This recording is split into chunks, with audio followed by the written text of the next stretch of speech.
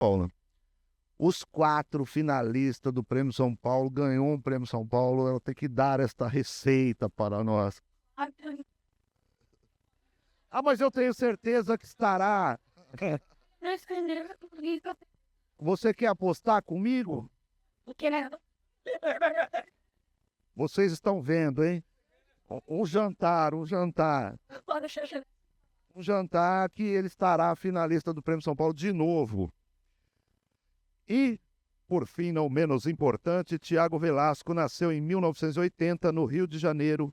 É escritor, jornalista, mestre em comunicação e cultura na UFRJ e doutor em literatura, cultura e contemporaneidade na PUC-Rio. Ministra oficinas de escrita criativa e já foi professor universitário em faculdades de comunicação e história da arte. É autor de Naturezas Mortas, Cachalote, lançamento agora 2025. Boa mesa para vocês todos. Obrigada. Bom, então queria começar agradecendo todos vocês por estarem aqui nessa tarde com a gente. Agradecer à Casa Pagã, que está com essa programação maravilhosa. Começou hoje, eu já estou assim, assistindo as mesas todas emendadas. E ao Clube de Ficcionistas, ao Fernando, que está aqui, pelo convite, embora eu esteja dividida entre agradecer o Fernando e bater no Fernando, porque ele me chamou para a mesa e não me avisou que eu seria mediadora. Então, estamos aqui hoje para fazer meio de improviso, mas vamos ver o que sai, né? Com essas figuronas aqui, acho que vai sair coisa boa. Então, já que o nome da nossa mesa é Onde Nasce a Palavra, eu queria começar perguntando para vocês em que momento a palavra nasceu para vocês, né? As pessoas às vezes trazem relatos que foi na infância, foi na adolescência, foi num momento difícil, foi espontâneo, foi por influência de alguém. Então, eu queria começar perguntando para vocês. E foi assim, direto, joga pra, né, vai que é tua. É engraçado porque, assim, eu costumo dizer que se eu não fosse escritora, eu estaria no asilo como mitomaníaca, né? Porque eu tenho que inventar uma mentira. Inclusive, geralmente, meu processo criativo, isso é um jeito chique de dizer, né? Como é que eu começo a escrever uma história, um conto, qualquer... Mentindo. Eu começo a dizer que eu tenho uma história sobre tal coisa e, em geral, o grande recebedor dessas mentiras é meu marido, e aí ele fala, mas como é que você vai desenvolver ou tal coisa? E o processo da mentira, ele é um processo que você tem que acreditar na própria mentira, né? Então, aí eu começo a dizer, mas aí é que vai acontecer isso, e aí é que vai acontecer isso. E aí ele fica, legal. Eu fiquei pensando, escrevi, né? Então já o primeiro rascunho, a primeira coisa já foi. Mas assim, de modo geral, como eu acho que muita gente, eu já ouvi esse relato de muita gente, eu gostava de desenhar quando eu era criança, e eu gostava de desenhar sempre as coisas que eu tinha vivido ou cenas que eu tinha visto, e para mim era um jeito de, digamos assim, isso é o prefácio do livro do André Balaios, né? Que é a Última Noite de José Wilker. Pois a vida é tua e se não pode mudá-la, pelo menos podes editá-la, né? Então, para mim foi um pouco... é parte do meu processo de pensamento. Eu ainda escrevo diário, todos os dias. Eu só consigo raciocinar sobre as coisas escrevendo. Então, para mim, a palavra é uma extensão da textura do pensamento. E isso, assim, para mim, começou desenhando. E, naturalmente, uma hora você vê que fazer uma letra A é mais fácil do que desenhar o som. Bom, quero agradecer a todo mundo que está aqui, respondendo meio indiretamente, usando também um pouco da mentira, aproveitando aqui que a Débora começou com isso. Eu não minto nunca, jamais, imagina, né? Nos meus livros é tudo de verdade. Mas, eu acho que na minha infância, quando eu tinha uns 3 anos, eu comecei a inventar histórias e a mentir, né? Logo cedo. Meus pais perceberam isso e queriam me botar no psicólogo, mas eu relutei, né? Disfarcei, fingi que eu não estava fazendo aquilo. Com 3 anos de idade, eu costumo contar nas mesas que eu me colocava atrás do sofá, me escondia, eu não sabia ler nem escrever, obviamente, mas eu pegava uma caneta, eu ficava rabiscando histórias e falando essas histórias em voz alta. E acho que ali eu comecei as minhas primeiras mentiras, né? E o processo continuou assim, e é de uma forma meio intuitiva. Cada livro que eu escrevo, sempre cada recomeço é bastante intuitivo. Quando eu vejo, eu já estou escrevendo, porque eu acho que não saberia fazer outra coisa na vida que não fosse escrever. E não é desenho, com certeza, né? Que eu detesto os meus desenhos, eles são muito simplesinhos e eu não consigo me expressar bem desenhando, até que eu gostaria. Mas, enfim, eu já comecei, nos meus rabiscos não era desenhando, eu tentava imitar letras, né? Desde criança. Então, eu fui fazendo os rabiscos e imaginando que eu estava escrevendo de fato, até o momento de eu ficar letrada e já começar a escrever algumas coisas. E de lá para cá não parei mais, só mudei a plataforma, né, que é no computador, escrevo direto no Word. Mas isso para dizer da palavra em si, de onde a palavra nasce. Mas eu acho que antes da palavra vem a ideia, né, do que o sentimento e a ideia que você quer expressar num livro. E eu sempre digo que eu começo a escrever através de incômodos, de histórias que me incomodam ou de injustiças que eu vejo por aí afora, né, na vida, minha vida e na vida dos outros. Eu acho que as injustiças, sejam elas psicológicas, sociais, elas trazem para a gente essa vontade de escrever e de se apoderar do mundo um pouco assim como um deus, uma deusa, você poder controlar ali o tempo e o espaço e arrumar as coisas da forma que você quer. Pô, tá bom aqui, eu vou ter que criar uma mentira rápida. Bom, valeu pro pessoal que tá aqui, eu identifiquei os rostos conhecidos. Tinha alguma coisa de origem da palavra aí, né? Eu não lembro bem, mas assim, dizem minha mãe que diz. Ela diz que a coordenadora da escola, quando eu tinha, sei lá, uns 5 anos, né? Dizia que devia ter algum talento para escrita, porque eu escrevi um bom tipo de redação, assim, daquela... Fale sobre sua família, né? E eu falei, mamãe, não sei o quê, escorregou e caiu de bunda no chão e gritou, puta que pariu. E aí acharam muito espontâneo isso, assim, acharam que eu tinha algum talento para escrever. Depois nunca mais escrevi. Aí, lá para os 20 e poucos anos, eu voltei a escrever. E aí foi então que 20 e poucos não, 20, assim, bem exato. E daí então comecei a escrever com mais afinco e tô aqui agora. Mas eu não sei, assim, eu sou um cara que gosta de escrever a partir de teoria. Eu gosto de ler teoria, sou bem duro, gente. Eu não fico mentindo, eu não fico tendo epifanias, eu leio e fico inventando, fico pensando, né? Pensando nessas possibilidades da palavra mesmo, né? Da linguagem. Acho que mais do que contar a história, eu gosto desse processo de brincar com a linguagem, com a palavra, com a forma. Então, vira um jogo para mim. E nesse momento eu estou mais disposto a cortar as palavras. Então, estou cortando.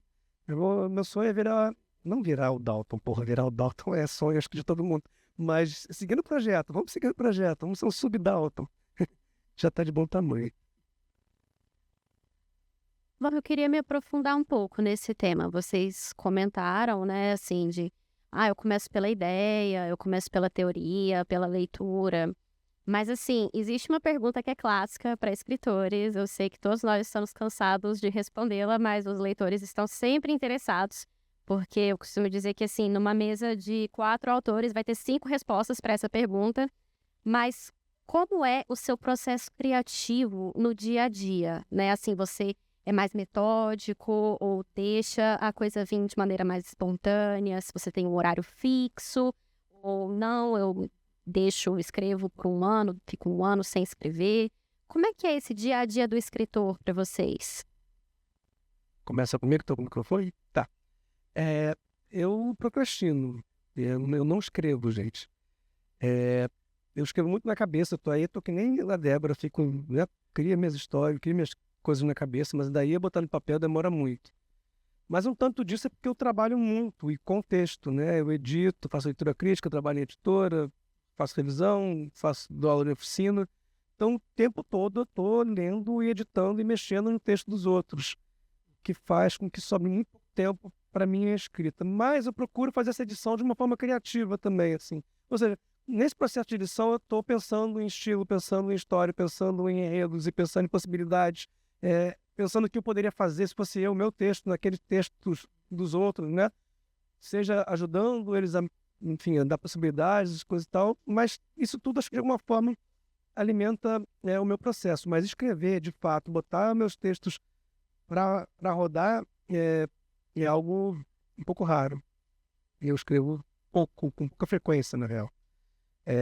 Mas esse último livro, Naturezas Mortas, ele tinha um processo mesmo, né? São 40 descrições de imagens que eu chamo de conto. E aí eu peguei uma imagem, 40 imagens, mas uma de cada vez, eu olhava para a imagem, assim como um pintor olha para um modelo ou para uma paisagem, pegava até o meu computador, botava a imagem na esquerda, botava o Word na direita, ficava olhando assim e escrevia como se eu estivesse pintando, como se eu estivesse recriando aquilo, descrevendo, gente, de fato. E era um pouco... Foi um processo, foi um método, foi uma regra que eu criei e que funcionou para fazer um livro todo, né? Bom, vocês já viram como é que é fazer uma oficina, né, com o Thiago, né? Vocês estão preparados, né? Vai botar uma regra aí, vai ser uma sacanagem. Bom, o meu processo é o contrário do Thiago. Eu escrevo bastante todos os dias. Eu sento e escrevo. Parece que tem um grupo, acho que é da Silvana Tavano, que elas, né, se autodenominam. Senta e escreve. Então é exatamente isso. Eu faço, dentre outras coisas, eu sento e escrevo, me obrigo a escrever todos os dias. Um bom bocado de horas, pelo menos umas 2, 3 horas. Eu vou e escrevo, mas assim, como uma funcionária burocrata mesmo, sabe? Como se eu fosse uma bancária. Então eu vou lá, sento e escrevo, porque não acredito em inspiração, nada de inspiração, nada disso. Então eu vou escrevendo e cortando, escrevendo e cortando, jogando muita coisa fora. Acho que 99% do que eu escrevo eu jogo fora. E é exatamente isso. Sem truques, sem grandes coisas, lendo muito, lendo apaixonadamente, loucamente, o tempo todo também, que eu posso. E isso há muitos anos já estou uns 15 anos escrevendo todos os dias. Romance. Eu me identifico muito com esse negócio de escrever. 99% do que escrevo vai para o lixo e talvez de certa forma sim, também. Eu não sei se eu chego a me obrigar a sentar para escrever, porque eu acho que eu já estou tão condicionada que é uma coisa assim, se eu não faço, eu fico com aquela sensação de que tem alguma coisa errada, sabe? Quando você fica, não é, eita, pulei a escovação de dentes e você passa a língua no dente, você sente aquela aspereza e tipo, você precisa sentar e precisa escrever, tá? Alguns dias sem escrever, você já tá assim, eu preciso sentar para escrever, porque para mim eu descubro sobre o que eu quero escrever à medida que eu escrevo. Eu trabalho também editando e fazendo oficinas com outras pessoas. O meu primeiro oficinando está dando oficina neste momento, que é o meu marido. Ótimo jeito de conseguir marido. A gente começou a trabalhar junto no Jornal da Paraíba. Eu era jornalista na época, ele também. E ele chegou para mim e me perguntou com que frequência eu escrevia. Eu todo dia. É como se você me perguntasse quantas vezes eu tomo banho, com que frequência. Ora, você acha que, né? Tá pensando que é bagunça? Não, eu tomo banho todo dia. Então, eu escrevia todo dia. Eu dizia para ele, as bailarinas treinam todo dia, os musicistas treinam todo dia, por que é que eu não treinaria todo dia? Aí ele, mas como é que você todo dia tem uma coisa para escrever. Todo dia eu tenho uma coisa para escrever. Eu estou trabalhando agora num conto, eu estou trabalhando, também tem um pedaço de uma novela, também tem uma outra coisa. E ele chegou para mim, na verdade foi uma grande virada de chave, ele chegou para mim e perguntou, mas isso não é contraproducente? Porque se você senta e escreve todo dia, então se você estivesse trabalhando só nesse romance que você disse que de todos os projetos é o mais importante, então, nos 2 anos você teria ele pronto. E daí eu pensei, pô, que burra que eu sou, né? É verdade, se eu sentasse todo dia só com esse tema, eu, de fato, terminaria. Foi aí que eu comecei a escrever uma coisa, terminar. Eu sou muito boa em começar coisas. Terminar é que é com elas, né? Eu sou casada com um escritor também, então a gente tem muitas discussões literárias ou sobre... às vezes a gente está assistindo Netflix pensando no futuro da literatura, ou a gente vai decidir isso agora, né? Obviamente, né? No próximo episódio. Mas, assim, eu falo para ele, tem uma crônica dele que ele publicou sobre ChatGPT e como é que vai ser o futuro da literatura com todo mundo escrevendo com ChatGPT. E aí eu falei, amor, ChatGPT começa um monte de coisa, terminar que são elas, né? E eu acho que para cada livro e para cada tipo diferente de processo, o processo do conto, o processo do romance, eu faço uma coisa diferente. Este último, por exemplo, ele nasceu quando eu tinha acabado de entregar um original e tinha acabado de terminar o doutorado em escrita criativa da PUC. Então, tinha passado um monte de tempo pensando da forma mais cabeçuda possível sobre literatura. E aí eu cheguei a me perguntar, né? Tirei umas férias, fui acompanhá-lo no projeto sanduíche dele em Norwich, na Inglaterra. E eu cheguei a pensar, será que eu ainda realmente gosto disso? Né? Calma, pausa, será que eu ainda gosto disso? E aí eu resolvi o seguinte, então eu vou me fazer também um desafio. A criatividade nasce de a gente se colocar um problema. Então eu vou escrever, era novembro, na época existia um negócio de NaNoWriMo, que acontecia no mundo inteiro, as pessoas tentavam escrever um romance em um mês. Então eu vou passar um mês, vou tentar escrever um romance e vou experimentar se eu ainda gosto do processo. Naturalmente eu adorei e o resultado disso é o que, depois de muito corte, muita edição, meu trabalho é muito mais cortar do que acrescentar coisas. Sobre isso, muito obrigada, Antônio Chachinescu, que está aqui, que foi quem primeiro pegou o livro para editar e quem primeiro me disse, tira aqui um monte de coisas, e eu adoro quando as pessoas me dizem para tirar. Então, basicamente, essa falta de processo e excesso de feitura, falta de leis e excesso de feitura que vem.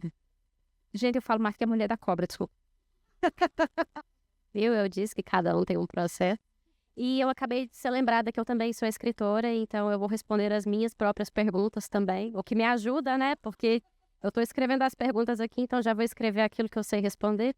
Mas eu sou super metódica, super metódica. Não tenho essa disciplina de sentar e escrever todos os dias, realmente não tenho. Procrastino também. Mas eu acho que esse procrastinar, o que eu falo é que eu acho que mesmo quando a gente não está escrevendo, a gente está escrevendo. Porque o tempo todo a sua cabeça está olhando e pensando num personagem, o que meu personagem faria aqui nesse momento, né? E a gente vê uma coisa ali que já te acende uma ideia, que fala, poxa, eu preciso trazer isso para um conto, para um romance. Então, eu acho que até a procrastinação é saudável também, né? E, como eu falei, eu sou super metódica, eu estou desesperada de estar aqui improvisando, porque eu não sou de improvisar nada. E eu trabalho com romance, né? Eu tenho os meus livros infanto-juvenis, que são mais curtinhos, que são contos. Mas atualmente eu tenho escrito romances para público adulto e uma narrativa longa, ela exige mais fôlego. E todas as vezes que eu tentei escrever um romance sem me planejar, eu emperrei um bloqueio criativo, larguei, desisti. E daí vem aquela sensação de frustração. E eu sou dramática e eu olho e falo, não sou escritora. Mas daí eu descobri o meu processo, né? Que eu sou uma pessoa que faz planilhas no Excel e que faz um dossiê de cada personagem, cria uma linha do tempo. E quando eu conto, as pessoas acham que eu tô mentindo. E de fato é de se suspeitar, escritor mente muito mesmo, né? A gente vive disso, na verdade. Então, mas não, essa parte é verdade. Eu realmente sou extremamente metódica. Então, a minha resposta para a minha pergunta é essa. E já puxo um gancho para a próxima, que eu falei que às vezes me perdi em bloqueios criativos. E eu sei que vocês já tiveram, porque todo escritor já teve. Quer dizer, eu estou contando com isso, com essa afirmação. Mas, caso alguém aqui não tenha tido, por favor, revele o segredo. Mas se vocês já tiveram, como é que foi passar por isso? Como é que foi superar? Como é que vocês sentiram isso? Nossa, eu posso brincar de mediadora também e aproveitar para passar o microfone para Paula, porque eu me lembro que quando eu ganhei o Prêmio São Paulo de Literatura, começou todo mundo a dizer, a fazer uma campanha de vamos deixá-la ciente que depois do Prêmio São Paulo você é obrigado a ter um bloqueio criativo. E assim, muita gente veio em cima de mim perguntar, fizeram esse terrorismo com você também, por favor? Então, viu? Tô gostando da brincadeira. Eu vou começar desmentindo aqui a Aline, porque eu nunca tive um bloqueio criativo na vida. Segredo, eu pedi o segredo. Olha, eu não sei qual é o segredo de ter o bloqueio. Fizeram terrorismo comigo, sim, né? Mas eu tinha uma sorte, porque eu já tinha outro livro na manga pronto. Então, não teve essa pressão, né? Ele já estava quase pronto, daí publiquei, foi tudo ótimo. E continuo escrevendo daí como se nada fosse desde então. Mas assim, como eu sento todo dia, eu acho que nessa obrigação de sentar e escrever, eu vou jogando fora coisas todo dia. Então eu vou produzindo. Então eu já entrei no modus operandi, assim, uma coisa já mecânica, que eu acho que o meu bloqueio ele é superado a todo momento. Que toda hora que eu jogo uma coisa fora, eu já estou reescrevendo de novo. Então vai indo, não tem porquê. Né? Então, não vejo. Pode ser que um dia eu tenha, né? Daí eu vou estar aqui daqui uns anos sentado e falar, tive um bloqueio criativo. Mas não tive até hoje, porque eu acho que eu tenho a todo momento micro bloqueios. E aí eu vou superando, mas não uma coisa assim que, cheguei no momento do livro que eu não sei o que fazer com ele. Não, vai indo, eu vou consertando também, porque eu vou e volto na escrita do romance todos os dias, né? Então eu vou, começo do início de novo, releio, se eu escrevi o fim, eu encaixo ele, né? Porque é meio assim, né? Por exemplo, o Casa de Família, eu comecei a escrever, a primeira cena que eu escrevi foi uma cena bem do meio do livro, que é uma cena assim forte, que tem uma reviravolta, né? Vamos chamar assim, embora não seja um livro policial que tenha uma autêntica reviravolta, mas eu tenho um plot twist ali que foi a primeira cena escrita. E depois eu comecei pelo começo, exatamente, né? Então eu comecei pelo meio, depois começo, depois escrevi o fim, então não foi uma ordem linear. Então não teve esse problema de em algum momento não saber para onde vai um personagem, o que vai acontecer. Eu vou descobrindo isso a todo momento, né, da escrita. Não sei, é assim, Thiago? Não sei, eu não ganhei o Prêmio São Paulo ainda.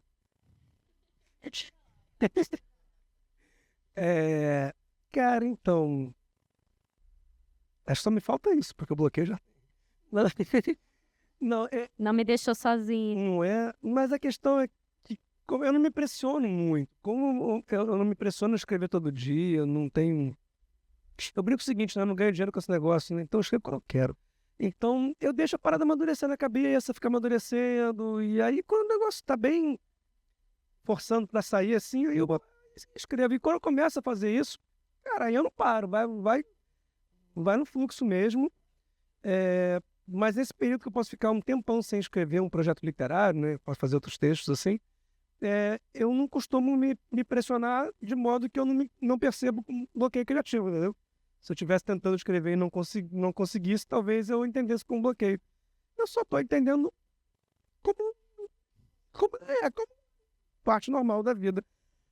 Aí quando eu começo a escrever, e aí em geral eu não tenho pausa nesse momento, estou dentro de um projeto, seja uma coisa mais curta, um conto, ou uma coisa mais longa, como um romance, o processo é aquele. Todo dia eu pego, todo dia que eu quero escrever, de verdade, eu não faço a menor questão de escrever todo dia. No dia que eu quero escrever, estou lá escrevendo. Normalmente tem um fluxo de escrever muito tempo, parar um pouquinho, depois volto escrevendo muito tempo. Mas eu começo lendo, né? Eu começo lendo o que eu escrevi. Então, o primeiro momento todo de retomada dessa escrita é lendo e cortando. Lendo e cortando, lendo e cortando, lendo e cortando. Como se esse tempo fosse o tempo necessário para eu entrar de novo no pensamento, no clima, nos personagens, no tom. E aí eu avanço uma página. E acabou daquele dia. No dia seguinte eu leio de novo tudo, corto desde o início tudo de novo. Claro, quando o projeto é mais longo como um romance, não dá pra fazer isso todo dia, né? Porque aí, imagina, 200 páginas. Não vou conseguir escrever. Então, eu tenho blocos, entendeu? Então eu tenho blocos. Eu dou que aquele bloco tá meio terminado. E aí, depois de um tempo, eu retomo de outro lugar. O que faz com que na edição final do livro corte-se muito pouco. Eu cortei tanto no processo todo que no final ele tá bem cortadinho, assim. E eu fico bem satisfeito de ver que tá bem cortadinho. Eu fico muito feliz, cara. Você olha aquele negócio, porra, parece que não tem de onde tirar, né? Que beleza, né? Às vezes só tira uma vírgula, assim, e quando eu tiro a vírgula, eu falo, tava passando essa parada aqui, né? Ninguém percebeu, mas eu fico, né? Obsesso com essa coisa, com essa palavrinha a mais, às vezes. Bom, a Débora, eu acho, falou... Desculpa. Bom, assim, como uma pessoa que veio do jornalismo, eu não acredito em bloqueio criativo. São muito mentirosos. Não confiei neles.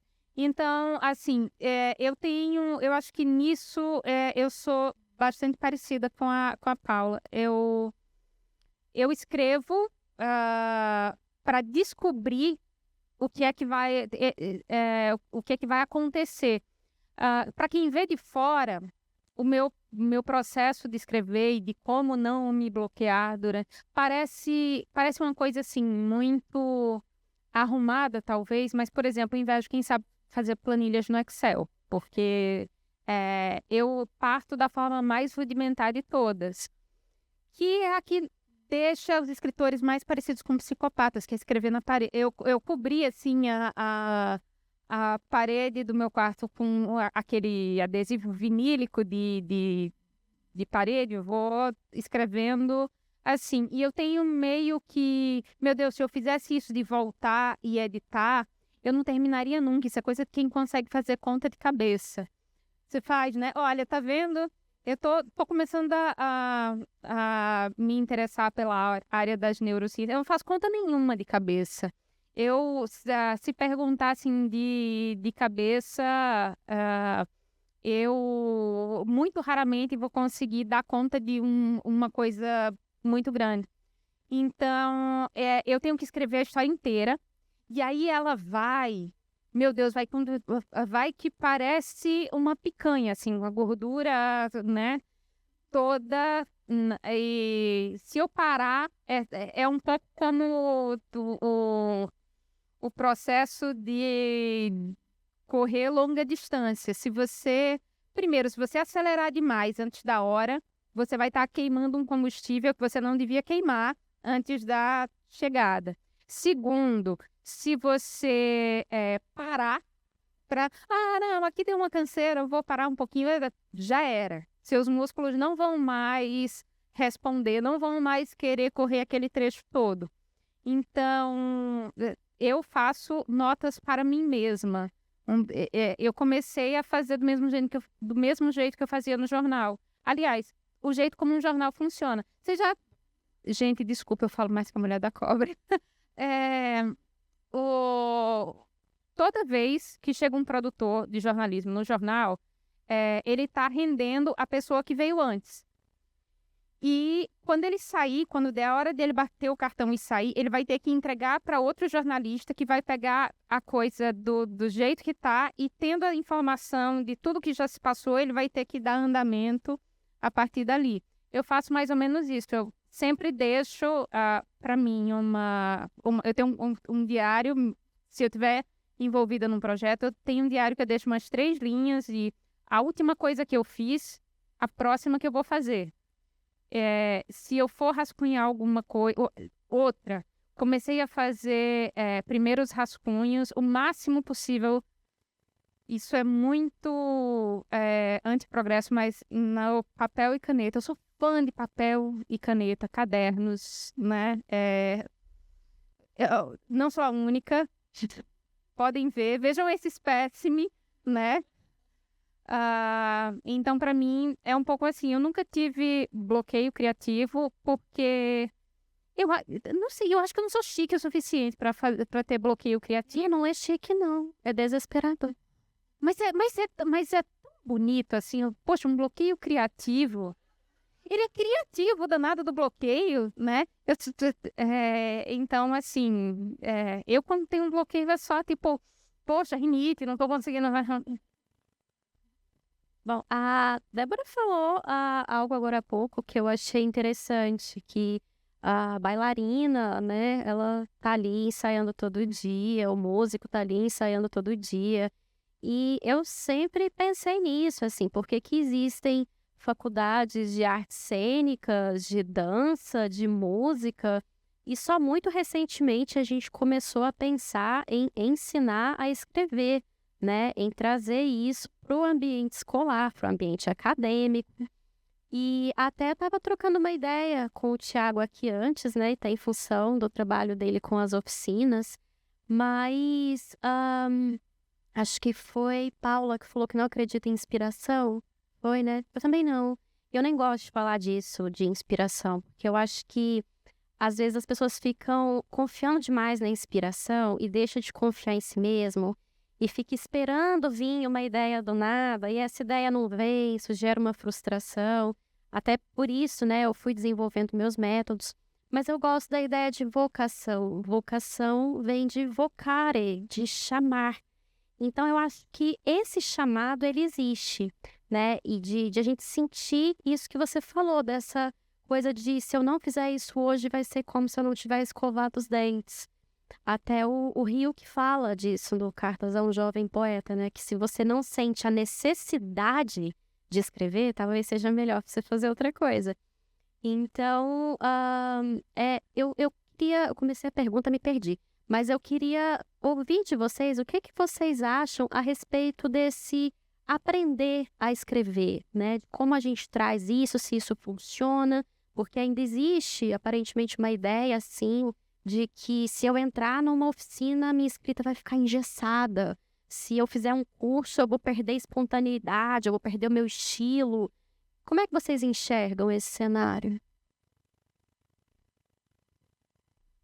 Eu acho que é mais uma forma de procrastinar quando a pessoa afirma isso. Se eu fizer uma oficina, eu vou perder a espontaneidade. Geralmente, antes de uma oficina, eu não fiz oficina, eu acabei aprendendo no MOOC, sozinha, a escrever e até lamento por isso, que eu acho que eu perdi mais tempo. Mas eu acho que quando uma pessoa fala isso, não vou fazer uma oficina por tal coisa, ela está adiando um projeto dela.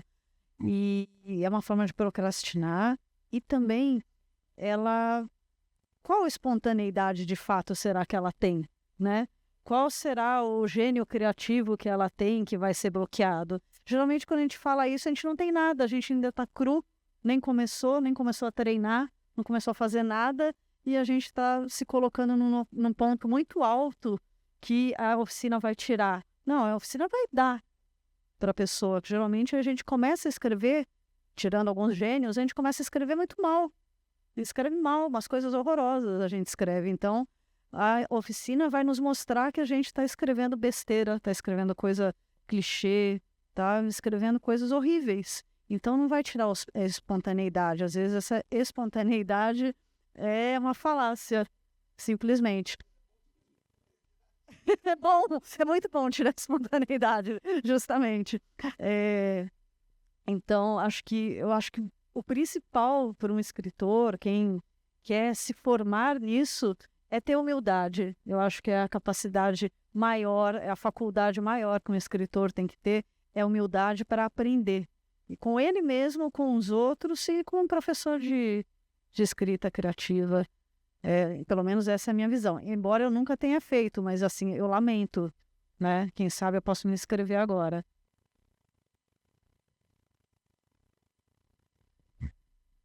Eu também não fiz uma oficina, mas das duas oficinas, né? E o meu primeiro livro é uma vergonha. Então, assim, talvez alguém tivesse que ter controlado a minha espontaneidade, né? Quando sei, em 16, eu considero isso.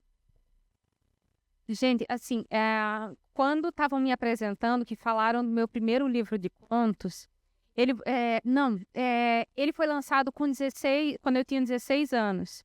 Então, se uma menina, né, está lá escrevendo uma coisa, você está lendo, isso é um problema da sociedade, entendeu? Ela não pode responder por si se ela não é capaz de comprar uma garrafa de cerveja ela própria. Então, se você está lendo, eu costumava ter muita vergonha, tá? Cometia um livro de contos, né?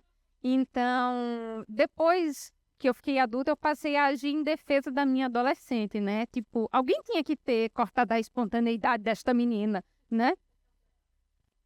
Pois é, por aí, né? Então, eu acho que isso na oficina é o que eu, pelo menos, tento ajudar nesse processo, é que a pessoa tome consciência do processo de escrita. Então, primeiro, a gente tem que acabar com um mito platônico romântico, né? Desde do gênio até do belo, e aí, depois disso, a pessoa começa a entender que é trabalho, aí ela começa a entender que a primeira versão que ela me deu, que é das vísceras do jogo dela, assim, beleza, mas agora você escreveu um texto, agora vai virar literatura, vamos começar a trabalhar, né? Aí trabalha, aí ela começa a ficar meio irritada, ela começa a falar assim, mas tá difícil, eu falei, mas ninguém disse que ia ser fácil, né? Se fosse fácil, todo mundo era escritor. Aí ela começa a entender que é esse processo mesmo e começa a tomar gosto por esse processo. E aí começar a pensar de forma consciente em como construir essa história, como construir os efeitos que ela pretende, como, enfim, né? Entender mais o que ela está fazendo fora dessa espontaneidade. Claro que talvez a espontaneidade tenha algum valor, assim, mas não existe nenhum texto publicado que não passou por uma série de processos, né? Então, é trabalho pra caramba. Todo mundo aqui tem um processo, né? E por mais que eu escreva, né, de forma, parece um pouco aleatória, mas não é trabalho pra caramba. Então, acho que se pode, sim, ensinar uma série de coisas. Agora, se a pessoa vai ser um grande escritor ou não, vai ser um baita artista ou não, essa é outra coisa, né? O cara sai da faculdade de música, às vezes, tocando bem, mas não compõe nada. Às vezes ele é um intérprete bom, às vezes ele não é. E por aí vai em qualquer outra área. Mas existe um conjunto de técnicas, de referências, de história, para a gente saber, né, com quem está dialogando. Que também parte da espontaneidade é ingenuidade o nome, né, gente? A pessoa vai lá, faz um negócio, você sou um gênio. Aí você fala assim, é um gênio igual a 38 que eu vi na semana passada, entendeu? Então, mas às vezes, nessa espontaneidade, a gente percebe, cara, esse maluco tem sacação, tem que lapidar, ele tem que entender o que está fazendo, que às vezes ele não consegue reproduzir 3 vezes aquilo, entendeu? Quando ele conseguir entender e chegar nesse lugar bom, com uma certa constância e frequência, aí talvez ele já esteja bastante encaminhado. E acho que as oficinas ajudam tanto para isso. Se a oficina for legal, né? Claro, se ela for um conjunto de normas, aí ferrou, né? Aí não tem jeito. A Paula quis induzir que eu crio uma série de normas, mas eu não crio uma série de normas, Paula. É só para mim, eu sou um déspota comigo. Com os outros, eu sou uma mãe. Uma mãe bacana. Verdade. Bom, eu perguntei sobre as oficinas, até porque eu já ministrei oficinas, eu fiz algumas, atualmente eu monitoro oficinas, e uma tendência que eu tenho visto de muita gente que chega nas oficinas é de falar que quer contar a própria história, quer fazer uma autoficção. E até a Rosa Monteiro, que é uma das convidadas aí da programação oficial, estava comentando a respeito disso, sobre como isso talvez seja um sinal de que a gente está perdendo a nossa capacidade imaginativa de criar algo para fora da nossa própria experiência. Entretanto, eu não vou fazer mais afirmativas, porque senão vou ser desmentida novamente, Mas vou falar do meu ponto de vista. Eu acho que experiências pessoais, elas sempre agregam muita verossimilhança, muita verdade ao texto. Quando a gente traz algo que angustia, né? Assim, que isso mexe comigo, mesmo que não seja a minha história, existe algo de profundo em determinado conflito, que se eu trouxer para os meus personagens, aquilo vai dar vida para eles e aquilo vai possibilitar com que outros leitores se identifiquem com aquilo, se reconheçam. E então eu queria saber de vocês como é que vocês enxergam esse cenário, porque assim, falando por mim, eu tenho a impressão que esse boom de autoficção talvez tenha algo a ver com uma certa característica dos nossos tempos, juntar até um certo narcisismo, né, de querer expor a própria vida o tempo todo, falar da própria vida o tempo todo, de ser muito autocentrado e às vezes não tão interessado na história do outro. Então, como é que vocês enxergam isso, de trazer a própria experiência, talvez a própria história, para dentro da ficção?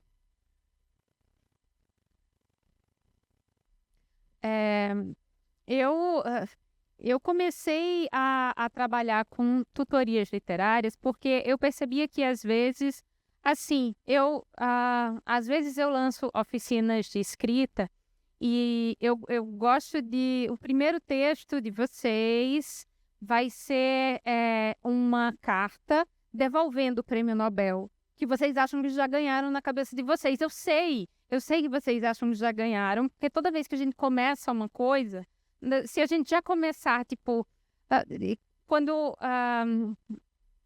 por exemplo, a coisa de gostar de escrever, eu às vezes, não à toa, já cheguei a me questionar se eu realmente gostava de escrever ou se eu só precisava. Porque eu também estava plenamente autorizada a simplesmente escrever nos meus cadernos, escrever nos meus diários, depois queimar tudo e vida que segue, né? E aí vai para a vida acadêmica, fica lendo, discute os outros. Isso eu já sabia que eu gostava mesmo, né? Eu dizia, comecem do ponto de partida de quem não... Tipo, se chegou um Nobel para você, foi por engano, né? Foi por engano. Escrevam uma carta, devolvam, digam, foi mal, vocês erraram. Toda vez que eu sento para escrever, eu tenho a impressão que vão caçar meu diploma de ABC, né? Então... E uma vez uma pessoa me procurou para fazer tutoria de escrita criativa e a minha primeira pergunta é um pouco assim, tá, quem você lê, o que é que você gosta? Primeiro, isso é uma das coisas que eu acho mais sensacional na oficina, é o contato com outras pessoas que também leem livros, que também gostam de livros, que indicam livros aos quais você não conseguiria chegar sozinho, seja porque eram muito obscuros ou porque, enfim, não estava na sua própria bolha. Eu fui fazer doutorado em escrita criativa na PUC, já depois de ter lançado Enquanto Deus Não Está Olhando e tudo, e foi uma das oportunidades únicas que eu digo, quem puder fazer oficina com... o Luiz Antônio de Assis Brasil já se aposentou, né? Mas todos os discípulos dele que passam adiante... Só um parêntese, ele aposentou da PUC, mas da ele PUC, mas ele do oficina no IEL. Maravilha.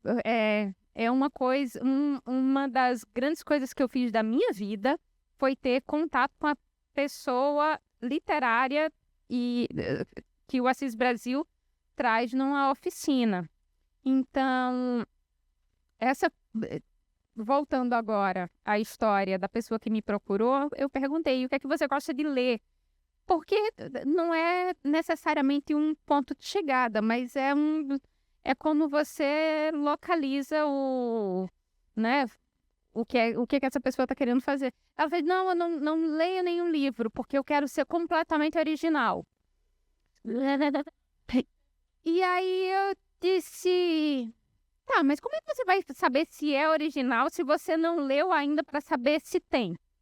Né? Às vezes você está pensando que a coisa que você fez é altamente original e é a coisa que está sendo feita ad infinitum e etc. Então, eu acho assim que a coisa da autoficção já tem um tempo que as pessoas usam. Teve uma leva por volta de 2010 que tinha muita autoficção. Agora tem uma nova página da autoficção. Mas eu acho que, assim, é um nome para algo que sempre teve e sempre vai ter. Já o excesso de narcisismo da nossa era é uma coisa muito própria e que o que é que cabe fazer? O que cabe fazer? Sempre que a gente encontra uma pessoa que diz eu quero escrever de forma altamente original, portanto, não lerei nenhum livro, é dizer, você está enganado.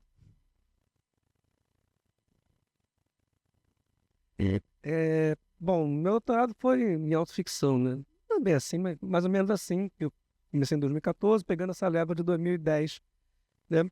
Se a gente parar para pensar assim, o nome autoficção, né? Aquela coisa dos anos 70, coisa e tal, ele respondia a uma questão teórica, o que é autobiografia. E aí ele vai lá e, brincando com isso, ele cria autoficção. Aí em 2010 tem esse pessoal fazendo aquela coisa, e agora eu acho que tem uma diferença, assim. Agora são vozes que estavam fora da cena literária, respondendo, então, novas narrativas. Então tem diferença todos esses momentos históricos dessas escritas de si, ficcionais, enfim, eu não quero usar muito o termo autoficção.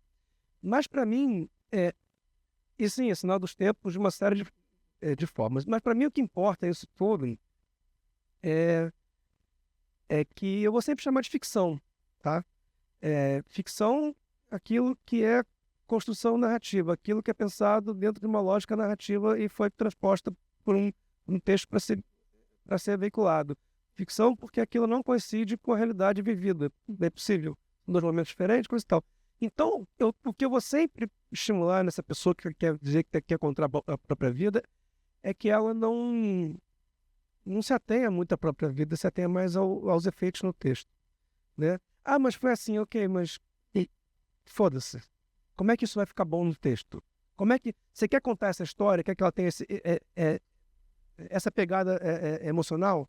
Da forma que você está contando, que foi assim, não é que foi assim, mas enfim, que foi assim, não está funcionando. Então, o que você precisa construir narrativamente para que, nem que seja por analogia experiencial, chegue próximo daquilo que você quer. E aí a lógica passa de contar a vida vivida para contar a vida escrita. E aí é ficção. E não importa como é que foi a vida da pessoa. Bem, eu assino embaixo do que o Thiago falou, né? Bom, tem essas caixinhas, né? A academia que tenta nos encaixar, né? Com autoficção, tudo isso. Biografia. Quem que acredita em biografia aqui? Quem que acredita em autobiografia? E em autoficção também. Quem que acredita, né? Nessa brincadeira que é a autoficção. Então, eu acho que o mais importante para quem escreve é o como vai ser escrito. Não importa o quê, né? Lógico, eu uso particularmente todos os meus livros no Casa de Família, no Estudo sobre o Fim, que está aqui. Desnorteio foi o primeiro livro que eu lancei, o que ganhou o Prêmio São Paulo. Enfim, todos os livros têm algo meu, lógico, ali. Seria impossível não ter algo meu. Pelo menos o meu filtro. Coisas que eu escutei ou coisas que eu vivi. Então, isso acho que nem sempre é você ser egocentrado ou narcisista, né? É o filtro do próprio escritor, senão ali você não tem a sua voz, a sua originalidade, você não vai ter nada seu, né? Se for fazer algo. Mas eu acho que, como disse a Rosa Monteiro, sim, a gente tem que ter essa capacidade de preservar ao máximo possível, não apenas de criar ou inventar, mas essa capacidade de alteridade, de conhecer o outro, de ouvir o outro, principalmente. Então, eu acho que os melhores escritores são aqueles que ouvem, estão ali de ouvido ligado o tempo todo no mundo, para ouvir o que as outras pessoas dizem e entender esse lugar do outro. Só assim você pode fazer uma boa ficção. Bom, até quando me avisaram, né, 50 minutos atrás, que eu teria de fazer essa mediação de improviso, falei, se nada der certo, a gente joga para a plateia e eles fazem as perguntas. Mas consegui, segurei por 50 minutos e daí agora é a hora de jogar para vocês. Eu queria saber o que vocês têm de questões para esses autores que estão aqui. Já teve alguém ali que levantou a mão para me salvar. Ainda bem que eu tenho um caderno, porque eu tenho 3 perguntas. Para Paula, que diz que escreve todos os dias e joga 90% das coisas fora. Como você sabe que esse texto está pronto ou que ele deve ser jogado fora? Que horas que você desiste do texto? Porque eu não consigo desistir nem da rebarba de adesivo. Eu uso tudo. Então, como é possível jogar as coisas fora? Como você sabe que aquilo está na hora de largar? Posso fazer as 3 perguntas, Tiré? Depois, a Débora diz que escreve diários. Eu também escrevo diários e eu tenho uma pequena paranoia de o que vai acontecer com eles depois que eu me for. Eu ainda não sei o que vai ser. Mas a minha pergunta é, uma vez eu entrei em contato com a ideia das páginas matinais, que nesse livro dizia para escrever 3 páginas por dia, mas não falava o tamanho do caderno. E eu já testei vários formatos diferentes. E isso meio que quebrou a minha escrita do diário. Então, o que você acha dessa ideia das 3 páginas da escrita matinal? E pro Thiago, sobre essa coisa da autoficção ser ficção mesmo, eu fico me perguntando se às vezes essa coisa da autoficção não é uma demanda do leitor de encontrar o escritor no livro quando ele escreve, quando lê um livro de autor que está vivo. Porque é uma coisa que acontece comigo, da minha família me ligar e falar, mas quem é essa pessoa? Eu falo, eu inventei, e eles não acreditam porque eu tô viva escrevendo, né? Então, essas são as minhas 3 perguntas. Obrigada. Eu já esqueci a minha. Qual que é? Tá. Então, bom, obrigada pelas perguntas. Para mim funciona assim, né? Para cada um tem um método. Mas eu acredito que escrever é desistir o tempo todo. Sabe, eu vejo assim, eu olho para a lixeira com muito amor. Eu olho para a lixeira, no caso do computador, eu falo, você é a minha salvação para eu não passar vergonha aí fora. Muita vergonha, a gente passa um pouco só. Então, é olhar com amor para aquela lixeira e achar que ela é sua melhor amiga. Primeiro ponto. E segundo, como que eu sei?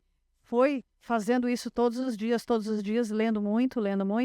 E no momento que eu encontrei grandes editores que eu escrevi um livro, por exemplo, e aí eu entreguei na mão desses editores e aquilo que eu desconfiava que estava ruim, eles falaram, tá ruim. Aí eu falei, eu aprendi, eu já sei, eu posso fazer sozinho.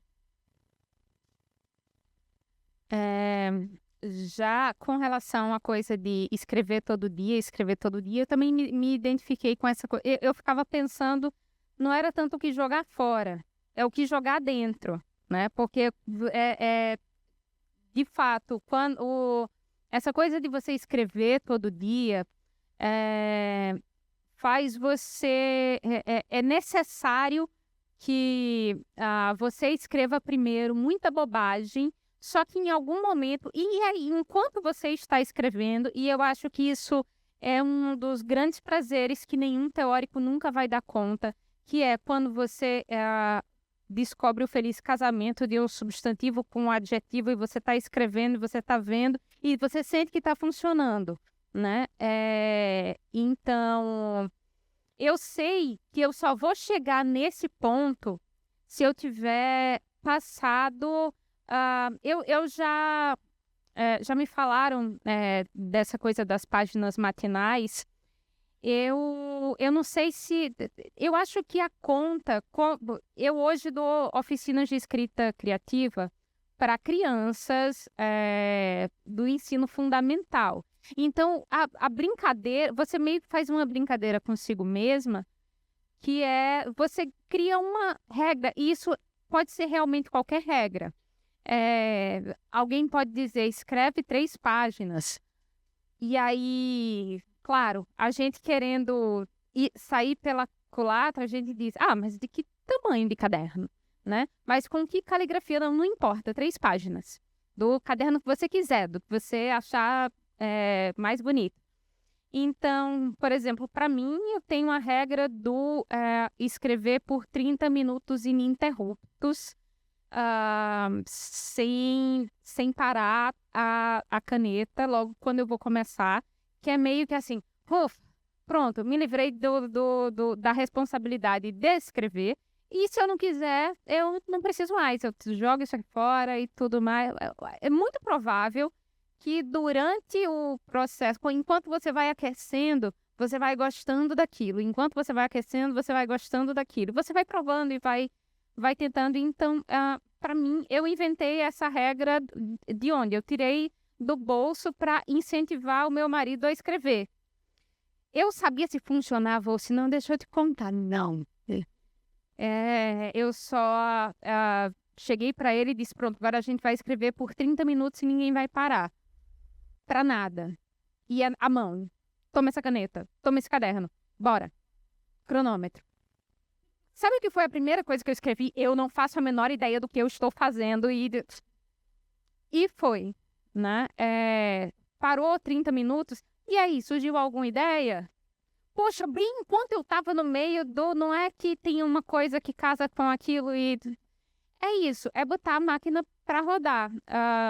Eu e meu marido, a gente tem a história de que ser escritor é muito mais parecido com você ser comerciante do que com você ser agricultor, né? O que é que o comerciante faz? Qual a obrigação dele? É abrir a bodega, né? Isso não é frase minha, é do Amos Oz, né? Ele diz ele começou a se sentir muito frustrado porque ele ia para o escritório e, às vezes, todo o tempo no escritório dele era perdida em nada que fosse realmente de uso. E aí ele disse, não, a minha obrigação é abrir a bodega, seja botar a mão em movimento. Se vai vir algum cliente ou não, ou seja, se a inspiração, a musa, ou sei lá o que é, esse feliz casamento de um substantivo com adjetivo acontecer, é um dia abençoado. Se não, paciência, você fez seu trabalho. Eu lembro que é sobre autoficção e eu tenho mais ou menos mas eu não sei bem a pergunta que você fez, mas... Perguntou se não é uma demanda mais do leitor. Do leitor, vamos lá. É que eu acho que deu uma vulgarizada no termo. Não que o termo seja muito dos melhores, mas lembra que eu falei que o primeiro momento da autoficção com esse nome é uma resposta teórica? Isso porque naquele momento teve um cara lá na França, o Lejeune, que definia autobiografia. Ele falou que a autobiografia era toda a narrativa de uma vida contada pelo cara que assina o texto. O nome está na capa do livro lá. É o mesmo cara que está narrando o texto em retrospectiva sobre a própria vida. Então isso era autobiografia. Aí, percebe que é um gênero contratual, né? Você lê que o nome dele está na capa, o nome dele está dentro, ele está narrando a própria vida, portanto, autobiografia. Aí chegou o Sérgio Dubrovsky e falou assim, esse cara é um bobo. E aí o que ele fez? Ele narrou a própria vida, com o nome dele na capa, botou lá dentro e escreveu assim na capa, romance. Então, a autoficção, ela surge de um pacto de hibridização. Ele está sempre jogando com a ideia de que é uma autobiografia ou é um romance ficcional. O que a gente tem chamado de autoficção à torta e direito seria o que talvez alguns outros chamassem de romance autobiográfico que tem um impacto fantasmático. Ou seja, quando a gente consegue perceber coisas do autor no texto, mas não há uma intenção autoral de marcar esse nome. Então, a ideia do nome patente seria importante para a autoficção. Então, isso seria uma espécie de romance autobiográfico ou algo assim. Mas por um uso mais frouxo do termo autoficção, talvez por questões mercadológicas, a gente está olhando tudo, identifiquei alguma coisinha aqui, autoficção. Mas não seria preciso, não seria o termo preciso, tá? Fora isso, é isso mesmo, né? Eu já botei... A questão da hibridização é assim, eu posso botar meu nome e inventar tudo. Eu teve um conto que eu botei meu nome e eu falei que Tiago Velasco, na escola, era obrigado pelo inspetor a ter relações sexuais forçadas. Enfim, não foi bem assim que eu falei, mas... E aí meu pai foi, leu, ele me ligou. Oi, pai. Tá vendo, né? Não, aquele conto aconteceu. Normalmente eu não respondo, sabe? Porque não faz sentido. Eu publiquei o conto, é ficção e foda-se. Mas ele tá tão angustiado, coitado, que eu resolvi falar, não, eu só queria essa parada, eu queria fazer uma coisa assim. E aí eu fui explicando o meu processo. Mas ele tá tão nervoso, né? Mas, em geral, eu não respondo, né? É o texto é o texto, é ficção e pronto. E o que aconteceu, se aconteceu, não foi o que está no texto, né? É isso. Então, eu acho que é uma questão de uso meio de qualquer forma. E aí, talvez, sim, questões mercadológicas. Até a Débora estava falando do Assis. Ele diz uma coisa que tem muito a ver com o que você falou agora há pouco, que foi pro papel é ficção. Justamente, foi para papel ficção, assim. A questão chega até na propriedade de autobiografia. Né? A autobiografia não é ficção. A pessoa, se o cara contar a vida dele, ele vai precisar de quantos tomos, né? Então ele seleciona. Se ele seleciona, ele diz o que vai estar ou não vai estar. Se ele faz isso, ele faz uma automodelização da própria vida. No fundo, ele escolhe a pessoa que ele quer ser. Ficção, o nome disso. Temos tempo para mais uma pergunta. Alguém? Não? Primeiro, eu queria saber se vocês três vivem de literatura, conseguem viver só de literatura, porque os escritores mortais, a gente faz muita coisa, né? Eu sou professor universitário e a demanda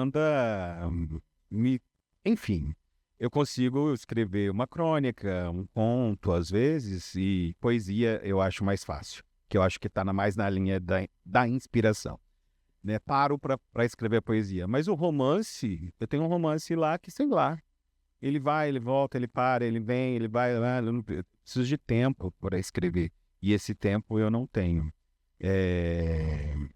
Então, primeiro saber como vocês fazem isso na administração do tempo e como administrar o tempo quando você tem muito pouco tempo diante das demandas que a vida, se você não vive só de literatura. Eu vivo de literatura, não de direito autoral. Né? Eu trabalho na editora, faço curadoria para uma plataforma, faço leitura crítica, revisão, oficina, a gente vem falar aqui, coisa e tal. Não, mas não do que eu escrevo, não de direito autoral. Isso aí. E aí, para organizar esse tempo, no meu caso, é quando dá. Assim, é quando você acorda assim, eu não estou cansado agora. De repente, cola, hein? Hoje dá. Bom, eu também não vivo de direito autoral, inclusive estou procurando emprego, se alguém souber de alguma coisa, estou dentro. Mas eu acho que assim, a gente, quando gosta da coisa, a gente arruma tempo, apesar de tudo. Então você consegue, eu acho que qualquer pessoa pode tirar um pouco, 1 hora pelo menos por dia para fazer isso. Olha, se tu é professor universitário, parabéns só por conseguir ser professor universitário. Porque eu tinha um plano, montei um plano. Todos os planos que eu montei para sustentar a minha literatura eram furados. Só que eu não tinha para quem contar, né? Por exemplo, já sei, olha só, a ideia genial da pessoa. Eu vou ser escritora, mas para pagar as contas eu vou ser jornalista. Se eu tivesse dito isso em voz alta para qualquer um, né? Mas não, você fica lá com aquilo, né? Aquela ideia. Quem desmentiu isso pela primeira vez, quando eu estava quase concluindo o curso de jornalismo, foi o Marçal Aquino. Que ele disse, não, se você quer ser escritor, procure um emprego público, uma coisa dessa, qualquer coisa que dê para você, né? Sobre mais tempo.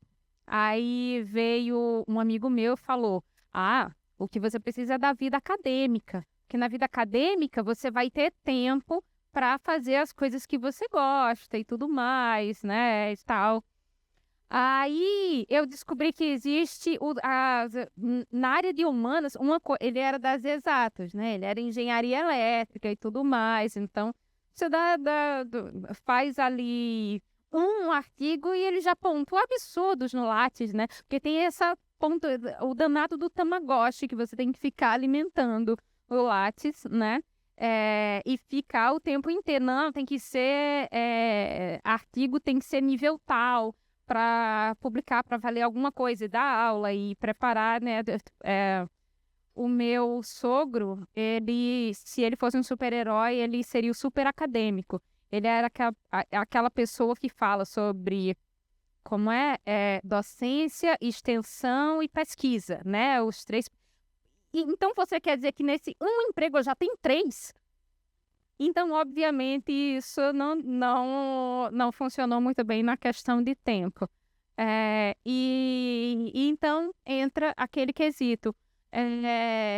Eu não vivo de literatura, eu não vivo... Quer dizer, eu vivo de literatura, eu vivo da escrita e tudo mais, mas, obviamente, não de direitos autorais. Para mim, essa vai ser sempre a regra. Proteger esse tempo que para mim é importante, ainda que seja 1 hora, ainda que seja os 30 minutos, proteger esse tempo. E, assim, realmente, talvez o grande negócio seja escrever um livro, como viver de literatura, fique rico escrevendo literatura. E aí você vai vender esse livro a rodo, né? Essa é a dica. Escreve um livro chamado Como Ficar Rico com Literatura, com pseudônimo, não suja teu nome, né? Usa um pseudônimo, Como Ficar Rico com Literatura, vai vender horrores, porque... né? Não, esse nem vende mais, esse ninguém acredita, mas... a gente já... Exato. Acadêmico, mas não deu também, entendeu? Vai prestando de vez tudo. Pois é, então, assim, é sempre o trabalho de tentar proteger. Pensa assim, eu vou dar uma bolsa de literatura para mim mesmo. Então, eu penso assim, eu gosto de pensar assim. Já me sugeriram esquema de pirâmide. É sempre uma alternativa também, né? Bom, gente, então eu queria agradecer novamente por vocês passarem essa tarde aqui com a gente. Agradecer mais uma vez a casa, o clube e, claro, aos convidados que, não sei vocês, mas eu amei tudo que eles disseram aqui. Achei que foi uma conversa bastante proveitosa, muito rica. Nem acredito que deu certo, assim, de improviso, mas acho que deu, né? Então, palmas para eles. Gente, obrigado. E mais uma vez lembrar e agradecer ao Clube de Ficcionistas, Livros no Subsolo, Café Raízes, Lúcio Cruz, o artista de Paraty, que nos recebe nesta casa maravilhosa e aconchegante. Agradecer também a Diálogos Embalados e agradecer a Gráfica Viena, que sem eles a gente não faria essa casa. E Gráfica Viena mandou este presente para vocês. Obrigado.